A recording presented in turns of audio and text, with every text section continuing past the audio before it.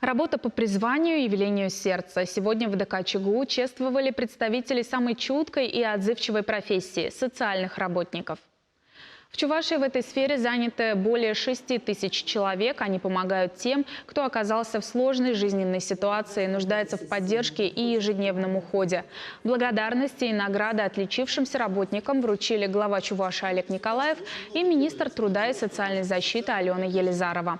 Дипломом победителя Всероссийского конкурса профмастерства в сфере социального обслуживания в номинации «Лучший проект добровольческой организации» был награжден комплексный центр социального обслуживания населения города Чебоксары за проект «Экспресс бабушки». Он призван помочь родителям, которым не с кем оставить на время детей, чтобы заняться какими-то важными делами. В таком случае на помощь приходят социальные волонтеры серебряного возраста.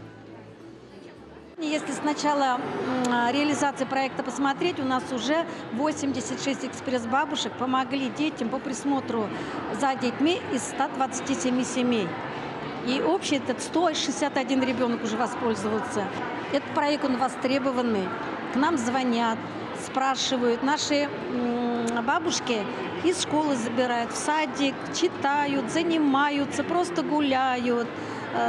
Наверное, вот наши активные, неравнодушные экспресс-бабушки своей заботой, добротой к детям как раз, наверное, вдохновляют пожилых не только нашей республики, наверное, всей страны, я считаю. После реализации проекта в республике такую же помощь семьям с малолетними детьми стали оказывать и в других регионах России. Экспресс-бабушки доказали всей стране, что возраст не помеха для добрых дел.